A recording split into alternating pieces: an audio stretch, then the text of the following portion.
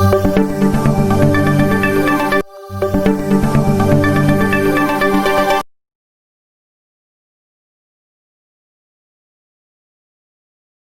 the previous class, we have discussed about the First World War, the reasons of First World War, and the main incidents of First World War. Today, we are going to discuss about the after effects and impact of First World War. Then the first one is over 10 million people lost their lives or were injured in the war. 10 million ജനങ്ങൾ, ഒരു million എന്ന് പറഞ്ഞാൽ 10 ലക്ഷമാണ്. 10 million എന്ന് പറഞ്ഞാൽ 1 കോടി. 1 കോടി ജനങ്ങളുടെ ജീവൻ നഷ്ടപ്പെടുകയും 1 കോടിയിലധികം ജനങ്ങൾക്ക് മുറിവേൽക്കുകയും ഒരുപാട് പ്രശ്നങ്ങൾ അഭിമുഖീകരിക്കേണ്ടി വരികയും ചെയ്തു. The second one, economic dominance of Europe diminished. യൂറോപ്പുകാരുടെ സാമ്പത്തിക മേധാവിത്വം ദുർബലമായി. യൂറോപ്പുകാർക്ക് ലോകത്ത് തന്നെ സാമ്പത്തികപരമായിട്ടൊരു പരമാധികാരവും ഒരു പവർ ഉണ്ടായിരുന്നു, അത് നഷ്ടപ്പെട്ടു. The third one, poverty, unemployment and inflation increased.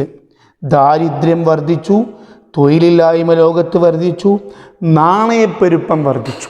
എന്താ നാണയപ്പെരുപ്പം എന്ന് പറഞ്ഞാൽ, ഒന്നാം ലോക മഹായുദ്ധം വരെ എല്ലാ പൈസകൾക്കും നല്ല മൂല്യമുണ്ടായിരുന്നു. ഒന്നാം ലോക മഹായുദ്ധത്തോടുകൂടി ലോകം വലിയ ഒരു വിപത്തിലേക്ക് എത്തിയപ്പോൾ നാണയങ്ങൾ പരമാവധി അടിച്ചിറക്കാൻ തുടങ്ങി. നാണയത്തിൻ്റെ മൂല്യങ്ങൾ കുറഞ്ഞു, നാണയപ്പെരുപ്പം വർദ്ധിച്ചു. And the fourth one is liberation movement in Asia and Africa strengthened. ഏഷ്യയിലും ആഫ്രിക്കയിലും സ്വാതന്ത്ര്യ സമരങ്ങൾ ശക്തിപ്പെട്ടു. എല്ലാവർക്കും മനസ്സിലായി, നാം മറ്റുള്ള രാജ്യങ്ങളുടെ കോളനിയായി നിന്ന് കഴിഞ്ഞാൽ ഒരുപാട് ദുരിതങ്ങൾ അനുഭവിക്കേണ്ടി വരും. അതുകൊണ്ട് നാം നമ്മുടെ കോളനി രാജ്യങ്ങൾക്കെതിരെ പോരാടുകയും സ്വാതന്ത്ര്യം നേടിയെടുക്കുകയും ചെയ്യേണ്ടതുണ്ട്. അതുകൊണ്ട് അങ്ങനത്തെ ഒരുപാട് സ്വാതന്ത്ര്യ സമരങ്ങൾ ഏഷ്യയിലും ആഫ്രിക്കയിലുമായി നടന്നു. And the fifth one, agriculture, industry and communication system were destroyed. കൃഷി, വ്യവസായം, വാർത്താവിനിമയം തുടങ്ങിയ മേഖലകളൊക്കെ തകർന്ന് തരിപ്പണമായി. The last one, in a bid to bring about peace in the world, the League of Nations was formed. ലോകത്ത് സമാധാനവും ശാന്തിയും സംരക്ഷിക്കുന്നതിനും കൊണ്ടുവരുന്നതിനുമായി ലീഗ് ഓഫ് നാഷൻസ് എന്ന സംഘടന രൂപീകരിക്കുകയും ചെയ്തു. These are the after effects of main impact of First World War. After World War, several peace efforts were conducted. യുദ്ധത്തിന് ശേഷം ഒരുപാട് സമാധാന ശ്രമങ്ങൾ നടന്നു. One of them is a peace conference was conducted at Paris in 1919 to discuss about the post-war situation under the leadership of winning alliance Britain and France. വിജയിച്ച സഖ്യമായ ബ്രിട്ടൻ്റെയും ഫ്രാൻസിൻ്റെയും നേതൃത്വത്തിൽ പാരീസിൽ വെച്ച് ഒരു സമാധാന കോൺഫറൻസ് 1919 നടന്നു. In this conference, winning alliance signed different treaties with defeated nations. വിജയിച്ച സഖ്യങ്ങൾ പരാജയപ്പെട്ട സഖ്യങ്ങളുമായിട്ട് ഒരുപാട് കരാറുകളിൽ നടത്തി. From that, the important one is Versailles Treaty. അതിൽ ഏറ്റവും പ്രധാനപ്പെട്ടതാണ് വേഴ്സായ് സന്ധി. This treaty was signed with Germany in 1919. 1919 ജർമ്മനിയുമായിട്ടാണ് വിജയിച്ച സഖ്യം ഇത് നടത്തിയത്. In this treaty, according to this treaty, German colonies were divided among the victorious powers. വിജയിച്ച സഖ്യത്തിൻ്റെ ഇടയിൽ ജർമ്മനിയുടെ എല്ലാ കോളനികളും വീതിക്കപ്പെട്ടു. The second one, Germany was forced to pay a huge amount as war compensation. യുദ്ധത്തിൻ്റെ നഷ്ടപരിഹാരമായിട്ട് വലിയൊരു തുക ജർമ്മനിക്ക് അടയ്ക്കേണ്ടി വന്നു. The third one, the Allies occupied the rich mines of Germany. The winning allies occupied the rich, captured the rich mines of Germany. ജർമ്മനിയിലെ സമ്പുഷ്ടമായ ഖനികളൊക്കെ വിജയിച്ച സഖ്യം പിടിച്ചെടുത്തു. above all, ഇതിനൊക്കെ ശേഷം war guilt was imposed on Germany and Germany was disarmed. യുദ്ധക്കുറ്റം ജർമ്മനിയുടെ മേൽ വിജയിച്ച സഖ്യം ചുമത്തുകയും അവരെ നിരായുധരാക്കുകയും ചെയ്തു. So we can say that the Versailles Treaty was not a peaceful treaty. It is very difficult for Germany. ഇതൊരു സമാധാന കരാർ ഉടമ്പടി ആയിരുന്നില്ല. ഇത് ജനങ്ങൾക്കിടയിൽ അല്ലെങ്കിൽ ജർമ്മനിക്ക് വളരെ ബുദ്ധിമുട്ടുണ്ടാക്കുന്ന ഒരു കരാർ ആയിരുന്നു. After the First World War, economic depression was occurred all over the world, especially in Europe. ഒന്നാം ലോക മഹായുദ്ധത്തിന് ശേഷം ഒരുപാട് സാമ്പത്തിക മാന്ദ്യം യൂറോപ്പിൽ വളരെ പ്രത്യേകിച്ചുണ്ടായി. But the United States of America was not affected by the war. പക്ഷേ യുദ്ധം കൊണ്ടൊന്നും പ്രശ്നമില്ലാത്ത ഒരു രാജ്യമായിരുന്നു America. So the European nations managed to get loans from the USA.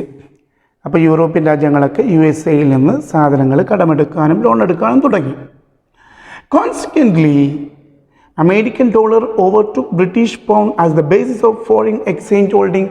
അങ്ങനെ ലോകത്ത് എല്ലാ എക്സ്ചേഞ്ച് മാർക്കറ്റുകളിലും യൂറോ ആയിരുന്നു പ്രധാനമായും ബ്രിട്ടീഷ് പൗണ്ട് ആയിരുന്നു ഉണ്ടായിരുന്നത്. അത് മാറ്റിയിട്ട് അമേരിക്കൻ ഡോളറായിട്ടത് മാറി. As A result the United States of America emerged as the new economic power outside the Europe. അങ്ങനെ ലോകത്തുള്ള ഏറ്റവും വലിയ സാമ്പത്തിക ശക്തിയായിട്ട് അമേരിക്ക മാറി തുടങ്ങി. But this economic growth of USA didn't last long. പക്ഷേ USA-യുടെ ഈ ഒരു സാമ്പത്തിക പുരോഗതി വളരെ കാലം നീണ്ടു നിന്നില്ല. എന്തായിരുന്നു പ്രശ്നം? The world was thrown into an economic crisis in 1929. 1929 ലോകം മൊത്തം ഒരു സാമ്പത്തിക പ്രതിസന്ധിയിലേക്ക് വീണു. This economic crisis was originated from USA. USA-യിൽ നിന്നായിരുന്നു ഈ ഒരു സാമ്പത്തിക പ്രതിസന്ധി തുടങ്ങിയത്. അപ്പോൾ ഒന്നാം ലോക മഹായുദ്ധത്തിന് ശേഷം ബ്രിട്ടീഷുകാരെ തകർന്ന് അമേരിക്ക ഉയർന്നെങ്കിലും 1929 ആകുമ്പോഴേക്കും അമേരിക്കയും തകർന്നു. ഇതായിരുന്നു ഒന്നാം ലോക മഹായുദ്ധത്തിന് ശേഷം ലോകത്തുണ്ടായ സാമ്പത്തിക അവസ്ഥ. Then what is the impact of this economic depression after First World War? ഒന്നാം ലോക മഹായുദ്ധത്തിന് ശേഷമുണ്ടായ ഈ എക്കണോമിക് ഡിപ്രഷൻ കൊണ്ട് ലോകത്തിനുണ്ടായ ഇമ്പാക്റ്റുകൾ, ആഫ്റ്റർ ഇഫക്ട്സുകൾ എന്തൊക്കെയാണ്? The first one is people who became popper because of the war couldn't afford the commodities. യുദ്ധം കാരണം ജനങ്ങളെല്ലാം പാപ്പരായി വളരെ പൈസയില്ലാത്തവരായി മാറുകയും and they couldn't afford the commodities, അവർക്ക് ചരക്കുകളും സാധനങ്ങളും വാങ്ങാൻ പറ്റാത്ത ഒരവസ്ഥയായി മാറി. എല്ലാവരും വളരെ കഷ്ടപ്പാടിലായി മാറി. The second one, goods were kept unsold in factories. ഫാക്ടറിയിലൊക്കെ സാധനങ്ങൾ കുമിഞ്ഞുകൂടി വിൽക്കപ്പെടാതെ, അങ്ങനെ ആളുകളൊന്നും പൈസ ഇല്ല, അപ്പോൾ ആളുകളൊന്നും ഫാക്ടറിയിൽ നിന്ന് സാധനങ്ങൾ വിൽക്കപ്പെടുന്നില്ല. അങ്ങനത്തെ ഒരവസ്ഥയുണ്ടായി. Third one, European nations fail to repay their debts to the USA.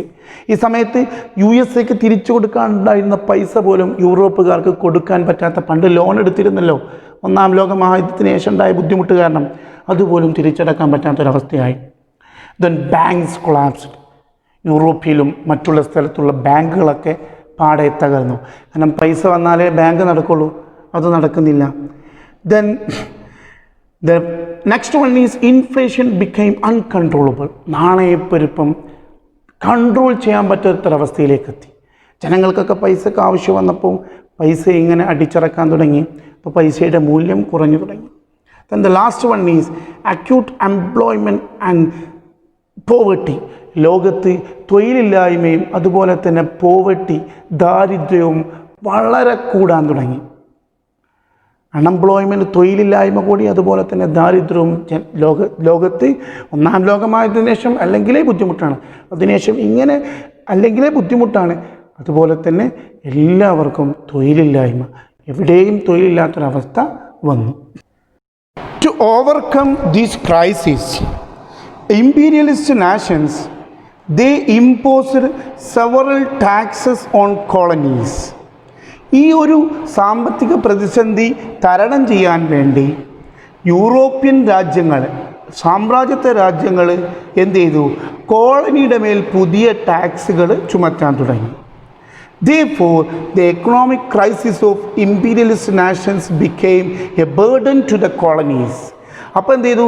Imperialist Nation സാമ്പത്തിക പ്രതിസന്ധി ഉണ്ടായപ്പം അത് കോളനികൾക്കൊരു ബുദ്ധിമുട്ടായി മാറി.